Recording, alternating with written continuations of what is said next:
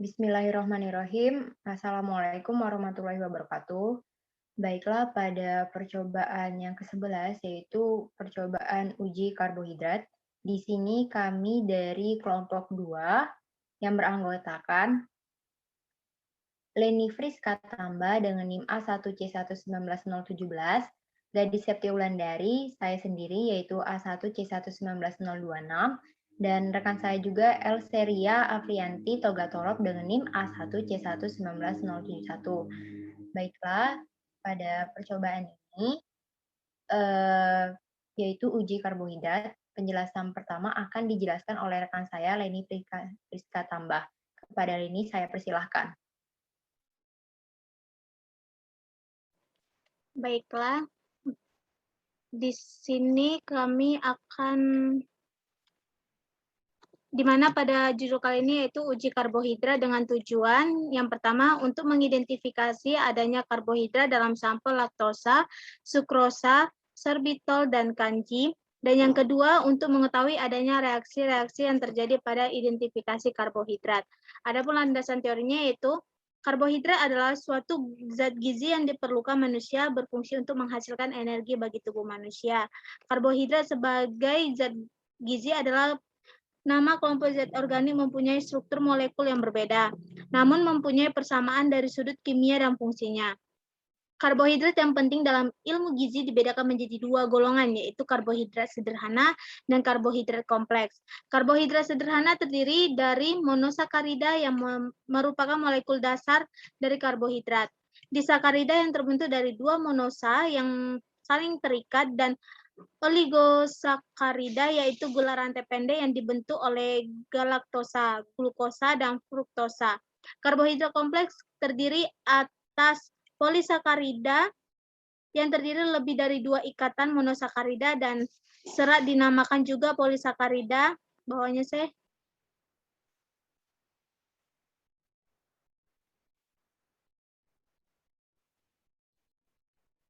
Polisakarida non-fatty. Fungsi dari karbohidrat untuk menghasilkan energi juga mempunyai fungsi yang lain bagi tubuh. Fungsi lain karbohidrat adalah memberi rasa manis pada makanan, menghemat protein, mengatur metabolisme lemak, dan membentuk pengeluaran fases. Karbohidrat merupakan senyawa karbon, hidrogen, dan oksigen yang terdapat dalam alam. Banyak karbohidrat mempunyai rumus empiris CH2O. Karbohidrat sebenarnya adalah polisakarida aldehid dan keton, atau turunan mereka. Karbohidrat merupakan sumber energi utama bagi manusia, yang menyediakan 4 kalori atau kilojoule energi pangan per gram. Karbohidrat juga mempunyai peranan penting dalam menentukan karakteristik bahan makanan, misalnya rasa, warna, tekstur, dan lain-lain. Sedangkan dalam tubuh, karbohidrat berguna untuk mencegah tumbuhnya ketosis, pemecahan tubuh protein yang berlebihan, kehilangan mineral, dan berguna untuk membantu metabolisme lemak dan protein. Klasifikasi karbohidrat terdiri dari monosakarida, disakarida, dan polisakarida. Monosakarida adalah karbohidrat yang sederhana dalam arti molekulnya hanya terdiri atas beberapa atom karbon saja dan tidak dapat diuraikan dengan cara hidrolisis dalam kondisi lunak menjadi karbon lain. Monosakarida tidak berwarna, bentuk kristalnya larut dalam air tetapi tidak larut dalam pelarut nonpolar. Monosakarida digolongkan menurut jumlah karbon yang ada dan gugus fungsi karbonilnya yaitu aldehid atau aldosa dan keton atau ketosa. Glukosa, galaktosa, dan deoksiribosa semuanya adalah aldosa. Monosakarida seperti fruktosa adalah ketosa, seperti bawahnya saya pada gambar berikut, di mana berikut adalah struktur monosakarida. Bawahnya agak bawah dikit saya. Suatu disakarida adalah suatu karbohidrat yang tersusun dari dua satuan monosakarida yang dipersatukan oleh suatu hubungan glikosida dari karbon satu dari satuan ke suatu OH satuan lain. Suatu cara ikatan yang lazim ialah suatu hubungan glikosida alfa atau beta dari satuan pertama ke gugus 4 hidroksil dari satuan kedua. Pada umumnya, polisakarida mempunyai molekul besar dan lebih kompleks daripada mono dan oligosakarida. Molekul monosakarida terdiri atas banyak molekul monosakarida. sakarida yang terdiri dari satu macam monosakarida disebut homoolisakarida, sedangkan yang mengandung senyawa lain disebut heteropolisakarida. Sekian moderator.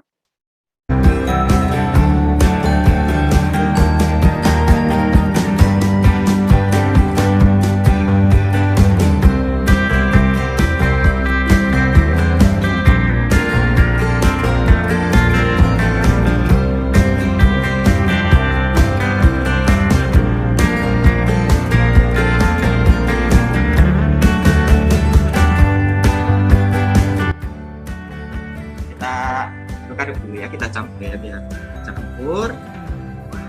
Nah,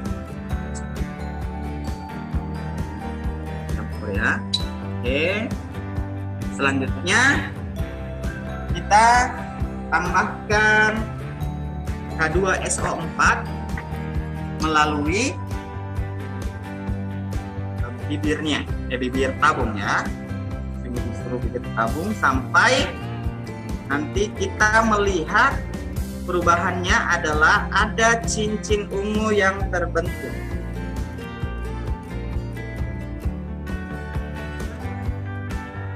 Kalau ada cincin ungunya berarti dia positif, tapi kalau tidak ada, nah, kalau di rumah barangkali tidak kelihatan ini ada ungu, tapi kalau di sini ada ungu sedikit, ya, ada ungu, ya, ada ungu ini ya. Ini untuk sampel laktosa. Ya, ini ada ungu ini, ya, ada ungu ya, ada ungu, ya, ya. Jadi laktosa positif ya, positif itu mengandung gula konfermen. Ya, sekarang kita lanjut ke yang sampel sorbitol ya. Lakukan hal yang sama, kita lakukan hal yang sama. Ya. Biasanya kalau kita menambahkan H2SO4 itu tidak langsung serta-merta terjadi warna ungu, tapi kita tunggu dulu beberapa saat. Ya, kita tunggu beberapa saat, jangan diaduk-aduk, biarkan saja ya.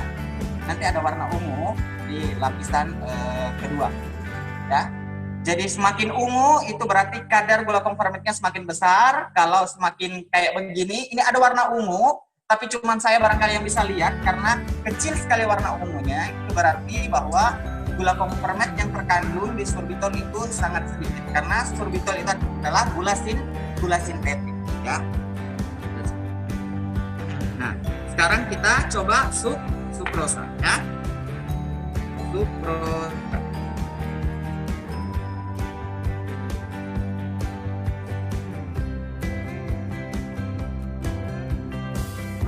Nah, ada warna ungu di sukrosa ya.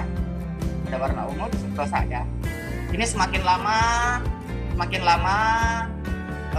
warna ungunya akan semakin kentara. Nah, sekarang untuk sampel yang keempat yaitu sampel kanji.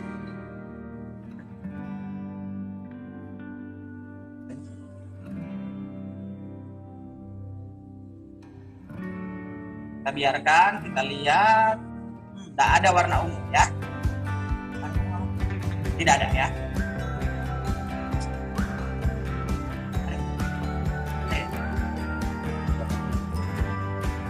Ada atau tidak ada ini?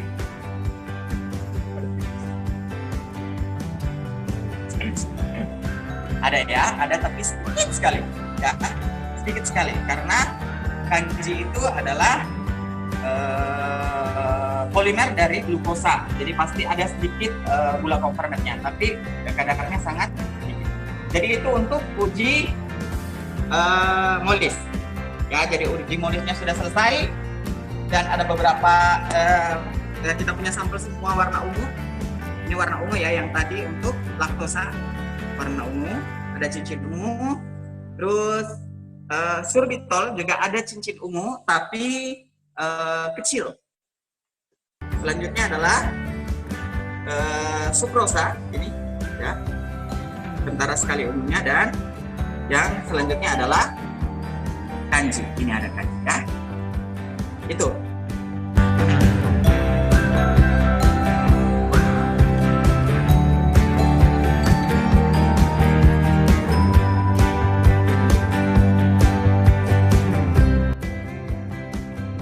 tambahkan 2 tetes larutan iod ke masing-masing sampel.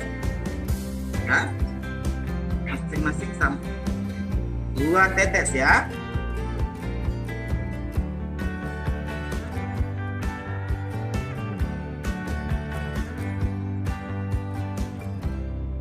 Oke.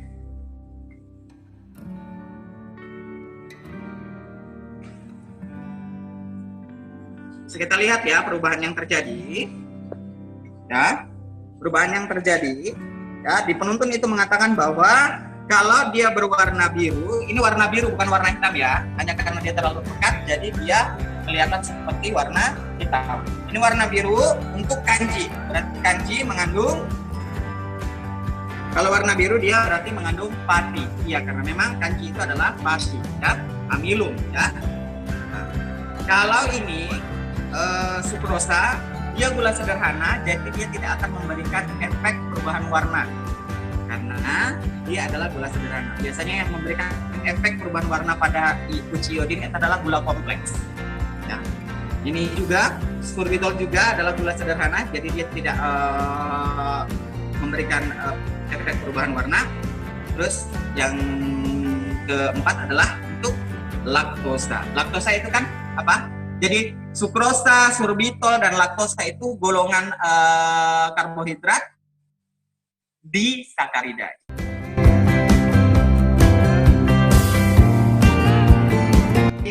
Langkah-langkah sebelumnya, kita di sini cuma memakai tiap sampel 1 tabung itu adalah 2 mili per sampel ya. Jadi kita ambil lagi sampelnya 2 mili.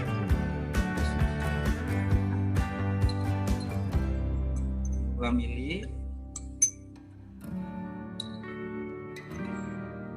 Oke, sukrosa juga 2 mili. Dan kanji juga 2 mili. Nah.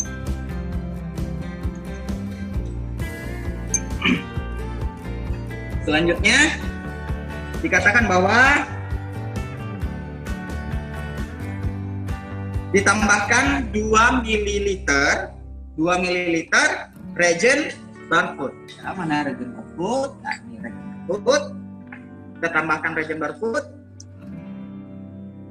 banyak 2 ml.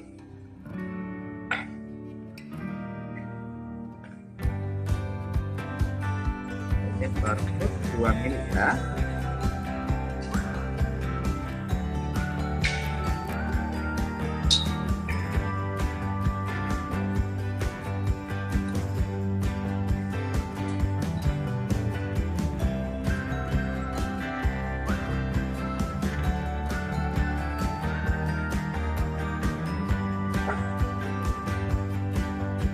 Reagent barfood 2 ml.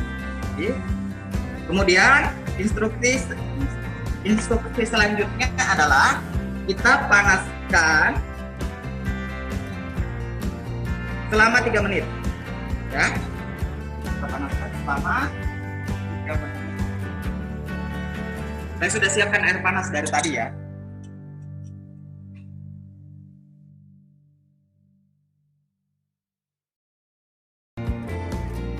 Jadi ini ya hasil yang diperoleh setelah dipanaskan selama 3 menit.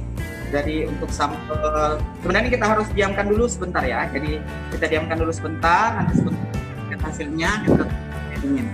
Jadi kita tunggu ini dia dingin, kita lanjut ke uji selanjutnya yaitu uji Selivanov. Selivanov ini adalah uji untuk uji terakhir ya. Di terakhir di percobaan 1 ya. Jadi sama ya langkah-langkahnya, kita ambil ini sampelnya 2 mili. Nah, masing-masing sampel kita ambil 2 mili.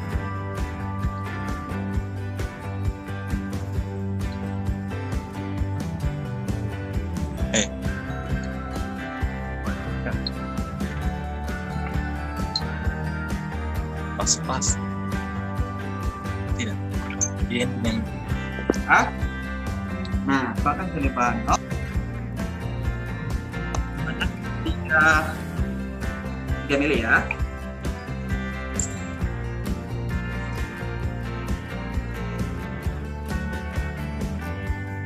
3 mili ya.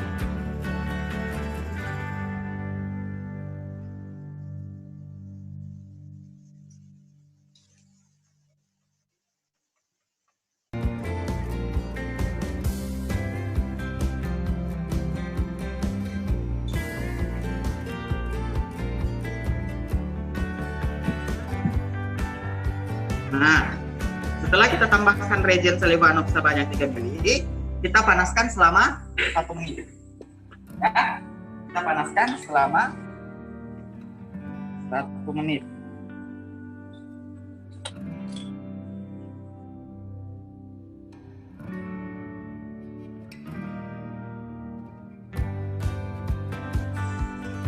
Jadi ini kita sudah panaskan selama 1 menit ya. Jadi kita panaskan selama 1 menit, terus kita tunggu sampai dia dingin. Nanti kita akan lihat perubahan warna yang terbentuk. Nah, untuk tadi yang uji uji barcode ya. Nih, jadi hasilnya adalah ini ya. Jadi harusnya ada endapan ya, ada endapan kalau dia mengandung monosakarida. Tapi karena sampel kita ini adalah kebanyakannya adalah disakarida, maka uji barcode itu tidak berpengaruh.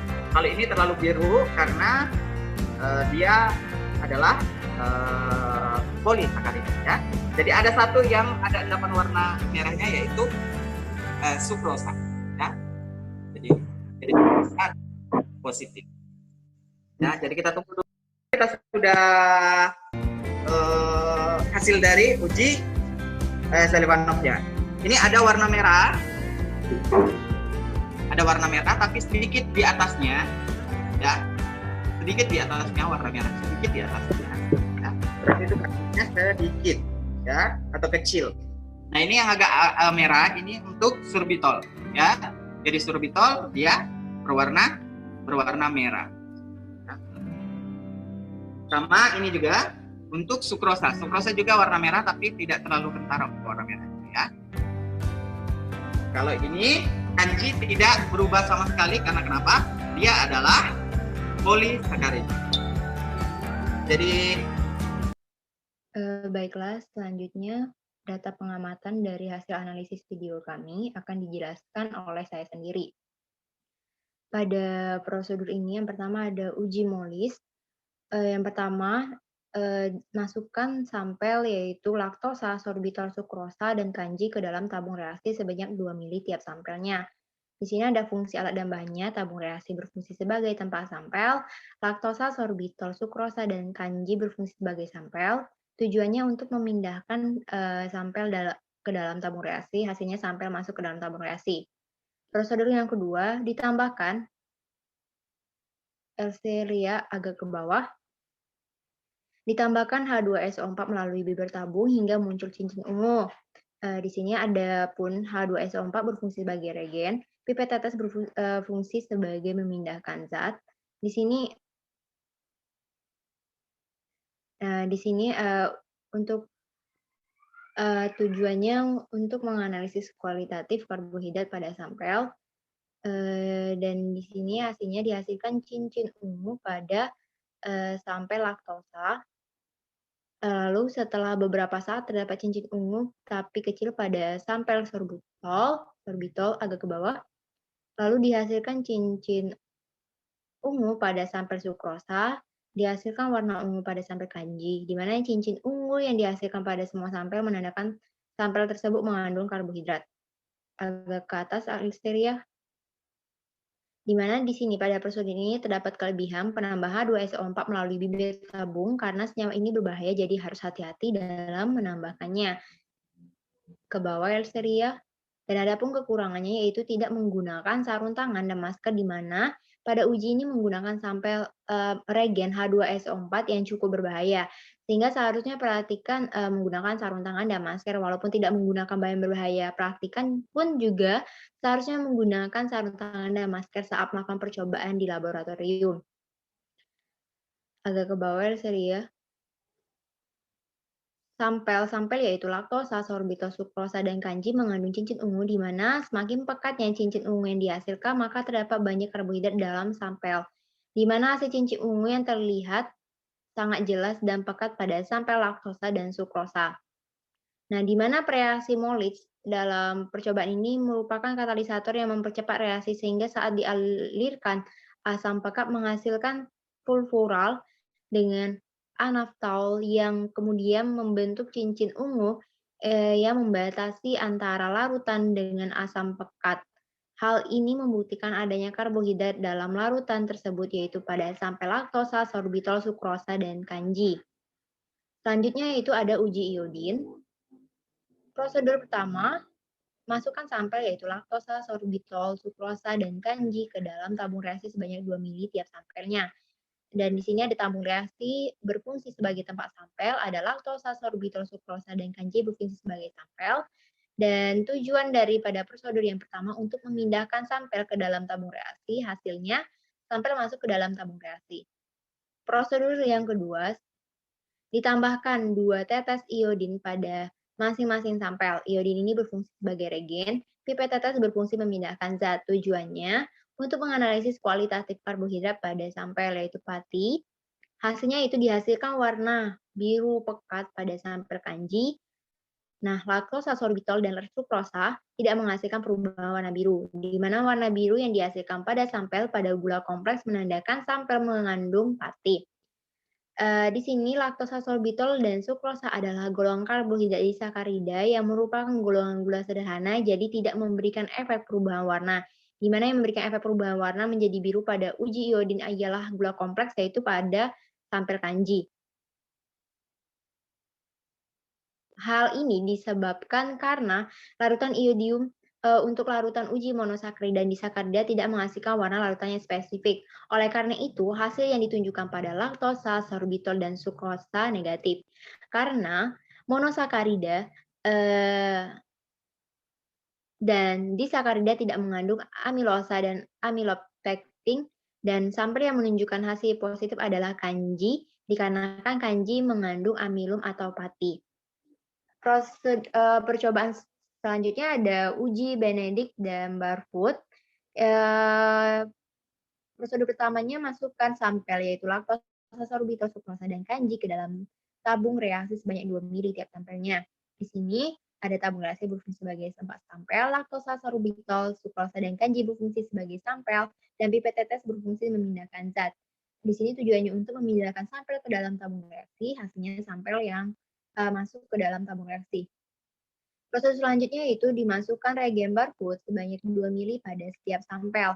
Barfoot berfungsi sebagai regen, pipet tetes berfungsi memindahkan zat. Tujuannya untuk mereaksikan regen pada sampel dan menganalisis kualitatif karbohidrat pada sampel yaitu monosakarida. Hasilnya itu larutan berubah menjadi kebiruan. Kekurangannya itu pada prosedur ini, pada saat pemindahan sampel dan regen dalam tabung reaksi, praktikan tidak menggunakan gelas ukur sehingga takaran yang tidak tepat seharusnya digunakan gelas ukur agar pembandingan tepat antara sampel dan regen dan hasil yang diperoleh akurat. Prosedur selanjutnya yaitu lalu dipanaskan selama 3 menit, lalu didiamkan hingga dingin. Di sini ada water bath berfungsi sebagai pemanas dan tujuannya di sini untuk mempercepat reaksi. Hasilnya pada sampel sukrosa terdapat endapan berwarna merah menandakan terkandung monosakarida. Pada sampel laktosa, sorbitol, dan kanji tidak terbentuk endapan, di mana ketiga sampel ini berwarna biru dan pada kanji warna biru yang dihasilkan pekat. Dan pada prosedur ini ada pun kelebihannya, yaitu dilakukan proses pemanasan pada tabung reaksi yang berisi sampel, di mana dengan dilakukannya proses pemanasan ini dapat mempercepat proses perubahan warna pada masing-masing sampel tersebut, di mana proses pemanasan yang dilakukan selama 3 menit. Berdasarkan percobaan ini, kita dapat mengetahui perbedaan antara monosakarida dan disakarida dan terbentuknya endapan merah bata. Akan tetapi pada sampel yang digunakan pada percobaan ini yaitu laktosa, sorbitol, dan kanji tidak terbentuk endapan merah bata. Dikarenakan sampel tersebut laktosa, sorbitol adalah disakarida dan kanji merupakan polisakarida dan yang menghasilkan endapan merah bata. Endapan merah, di mana larutan Barfoot campuran cupri, asetat, dan asam asetat akan bereaksi dengan gula reduksi monosakarida sehingga dihasilkan endapan kuproksida, di mana ketiga sampel tersebut dalam suasana asam ini gula reduksi yang termasuk dalam golongan disakarida memberikan reaksi yang sangat lambat dengan larutan barfood sehingga tidak memberikan dapa merah hanya terdapat pada sukrosa dikarenakan sukrosa ini adalah gula yang terbentuk dari fruktosa dan glukosa di mana endapan merah bata akan terbentuk pada senyawa glukosa, galaktosa, dan fruktosa. Selanjutnya itu ada uji Saliwanov. Yang pertama, prosedur pertama masukkan sampel yaitu laktosa, sorbitol, sukrosa, dan kanji ke dalam tabung reaksi sebanyak 2 ml tiap sampelnya. Nah, di sini ada alat dan bahannya. Tabung reaksi berfungsi sebagai tempat sampel, laktosa, sorbitol, sukrosa, dan kanji berfungsi sebagai sampel. Di sini ke bawah Elseria. Pipet tetes berfungsi untuk memindahkan zat dan di sini tujuannya untuk memindahkan sampel ke dalam tabung reaksi, hasilnya sampel masuk ke dalam tabung reaksi. Prosedur selanjutnya yaitu ditambahkan reagen Saliwanov sebanyak 3 ml, lalu dipanaskan selama 1 menit dan tunggu hingga dingin. Di sini adapun bahan yang digunakan, Saliwanov berfungsi sebagai reagen dan pipet tetes berfungsi untuk memindahkan zat. Tujuannya untuk mempercepat reaksi dan menganalisis kualitatif karbohidrat pada sampel. Hasilnya yaitu dihasilkan sedikit warna merah pada sampel laktosa, sorbitol, dan sukrosa, dan tidak dihasilkan warna merah pada sampel kanji.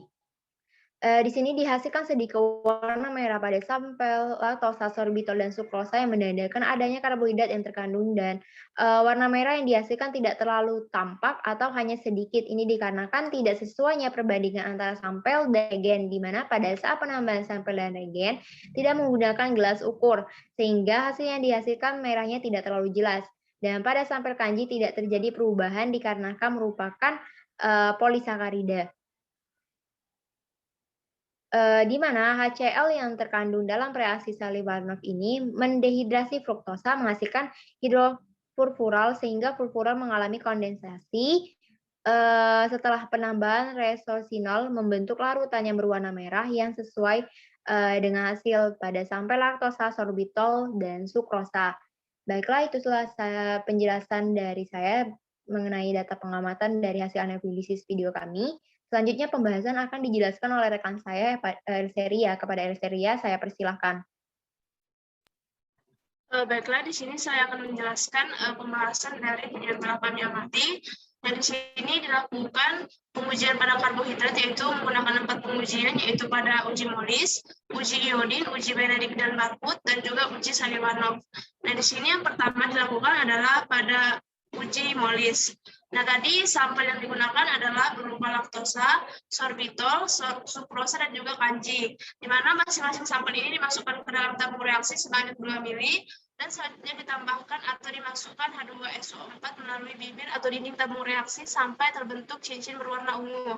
Nah, di mana hasil yang diperoleh dari keempat sampel tersebut yaitu pada laktosa terjadi perubahan yaitu terbentuk cincin berwarna ungu atau dapat dikatakan hasilnya positif, yang mana mengandung gula konfermen. Kemudian pada sampel sorbitol terbentuk sedikit cincin berwarna ungu, yang artinya sampel tersebut mengandung sedikit gula konfermen. Sedangkan dan juga sorbitol ini merupakan gula yang sintetik. Sedangkan pada sukrosa terbentuk cincin berwarna ungu, dan pada sampel kanji tidak terbentuk sedikit cincin berwarna ungu dikarenakan kanji ini adalah polimer dari glukosa dan sedikit mengandung gula konfermen.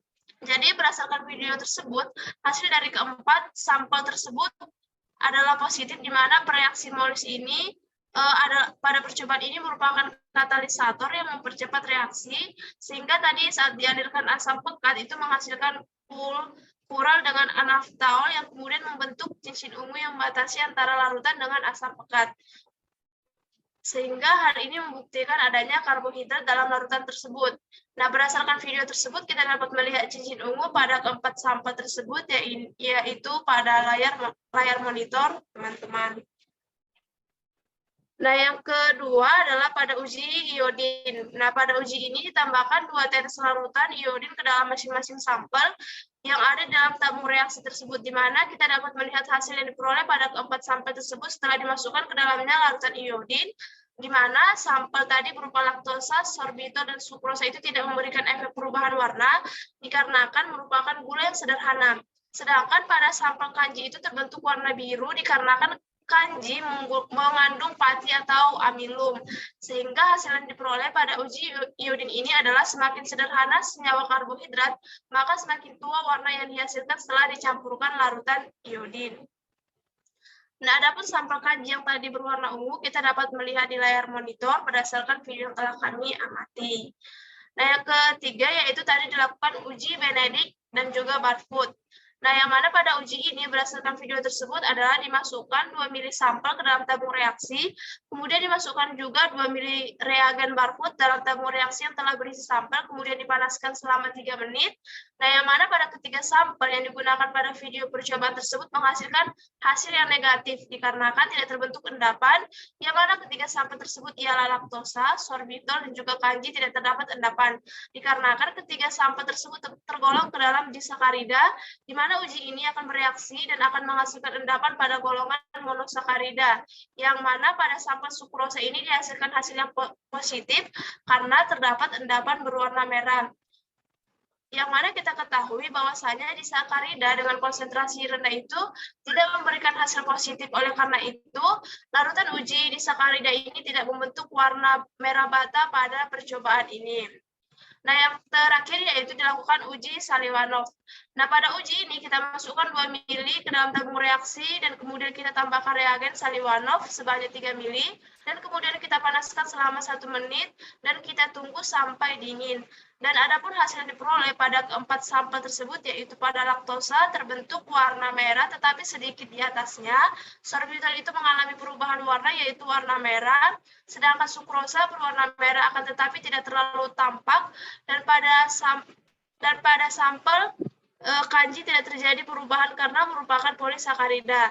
Nah, berdasarkan percobaan yang telah dilakukan, kita dapat mengetahui adanya ketosa atau karbohidrat yang mengandung gugus keton, di mana dalam uji ini diperoleh data bahwa sampel laktosa, sorbitol, dan juga sukrosa ini menghasilkan warna larutan yang spesifik, yaitu warna merah yang mengidentifikasikan adanya kandungan ketosa dalam karbohidrat jenis monosakarida ini, di mana HCl yang terkandung dalam reaksi Salivanov ini mendehidrasi fruktosa menghasilkan hidroksifurfural sehingga furfural mengalami kondensasi setelah penambahan resorsinol membentuk larutan berwarna merah yang sesuai dengan hasil laktosa, sorbitol, dan juga sukrosa.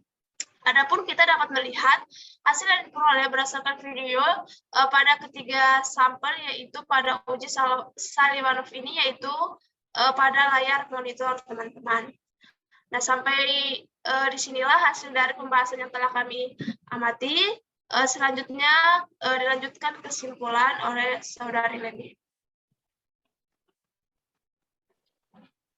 Baiklah, kesimpulan dari percobaan kami ini yaitu, jadi berdasarkan video tersebut, kita dapat melakukan pengujian pada karbohidrat dengan menggunakan beberapa uji.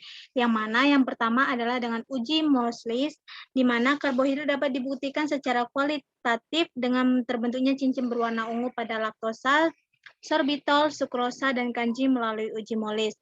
Yang kedua adalah uji iodin, di mana hasil yang diperoleh pada uji iodin adalah semakin sederhana senyawa karbohidrat, maka semakin tua warna yang dihasilkan setelah dicampurkan larutan iodin. Kemudian yang ketiga pada uji Benedict dan Barfoot, yang mana pada uji ini sampel yang tergolong disakarida dengan konsentrasi rendah tidak memberikan hasil positif. Oleh karena itu, larutan uji disakarida tidak membentuk warna merah bata pada percobaan ini. Kemudian yang keempat adalah uji Salivanov, di mana pada percobaan yang telah dilakukan, kita dapat mengetahui adanya ketosa atau karbohidrat yang mengandung gugus keton, di mana dalam uji ini diperoleh data bahwa sampel laktosa, sorbitol, dan sukrosa yang menghasilkan warna larutan yang spesifik, yakni warna merah yang mengidentifikasikan adanya kandungan ketosa dalam karbohidrat jenis monosakarida itu. Sekian, moderator.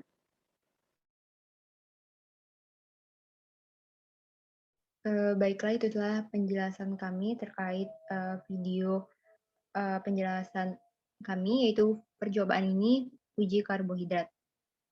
Baiklah, selanjutnya kami akan menyampaikan permasalahan tentang uji karbohidrat ini kepada teman-teman untuk menyampaikan permasalahannya.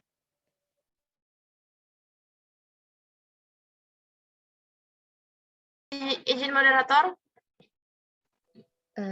Dipersilakan Elseria. Baiklah, permasalahan saya adalah sebutkan peran dari Molis dalam percobaan uji karbohidrat ini. Sekian moderator. Baiklah, terima kasih Elseria atas permasalahannya.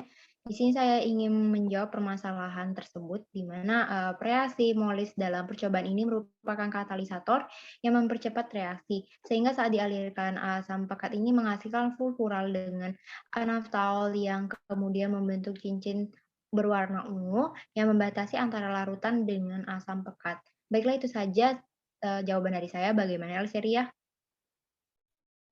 Baiklah, terima kasih kepada saudari gadis. Dan di sini saya ingin menyangka, jadi berdasarkan video tersebut, apakah semua sampel yang digunakan membentuk cincin ungu pada reaksi Molis? Sekian moderator. Baik, terima kasih Elseria atas tanggapannya. Baik, kepada anggota lain untuk memberikan jawaban atas sanggahan tersebut. Izin moderator. Baiklah, dipersilakan Leni. Jadi, berdasarkan video tersebut, pada sampel tersebut yaitu pada laktosa, sorbitol, dan sukrosa terbentuk cincin ungu. Hal ini membuktikan adanya karbohidrat dengan larutan tersebut. Pada reaksi galaktosa dengan pereaksi Molis menghasilkan cincin ungu yang lebih besar karena mengalami dehidrasi furfural atau monosakarida yang paling cepat. Dan pada sampel kanji terbentuk cincin ungu yang sedikit karena kanji adalah polimer dari glukosa dan sedikit mengandung gula konfermen. Sekian moderator. Baiklah, terima kasih Leni atas jawabannya. Bagaimana Elseria? Baiklah, terima kasih atas jawaban dari saudari Gadis dan juga saudari Leni. Saya rasa sudah cukup jelas. Baik, saya ingin menyampaikan masalahan dari saya sendiri, yaitu mengapa pada uji Salyukhanov ini warna merah yang dihasilkan ini hanya sedikit atau tidak terlalu tampak. Baiklah, itu saja permasalahan dari saya. Untuk ke anggota kelompok lain menanggapi atas permasalahan saya. Izin moderator. Baiklah, dipersilakan Leni.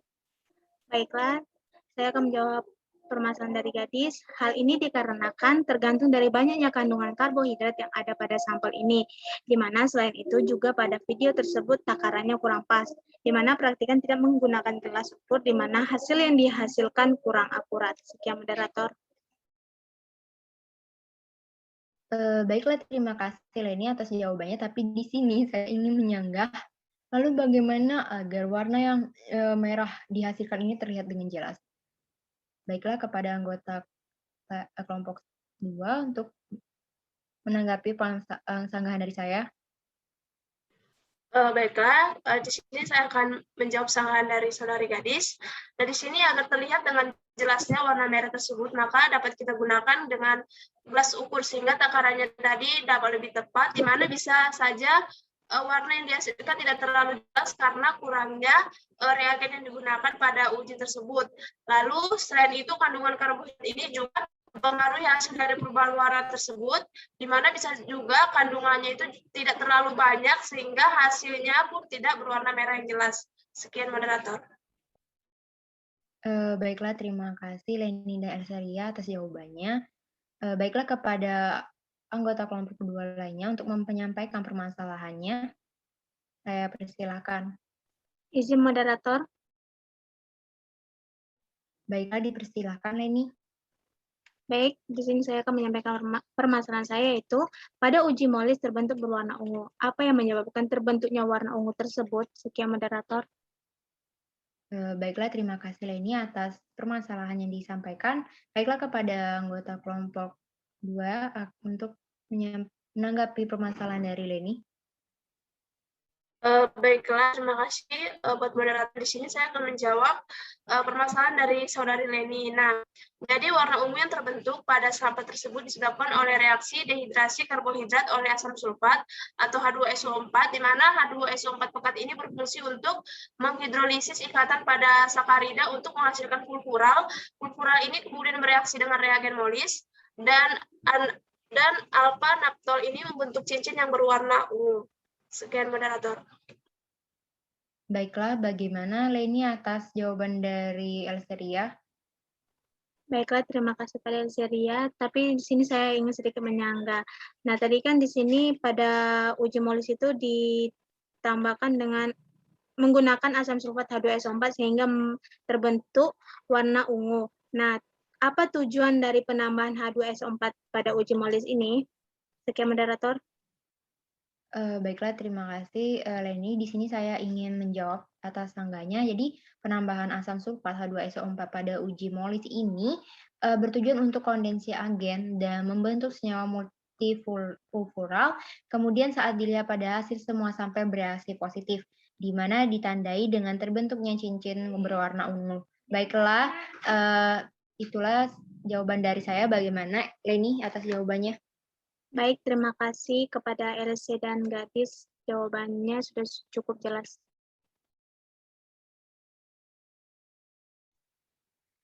Baiklah, itulah penjelasan tentang uji karbohidrat dan permasalahannya. Kami akhiri. Wassalamualaikum warahmatullahi wabarakatuh.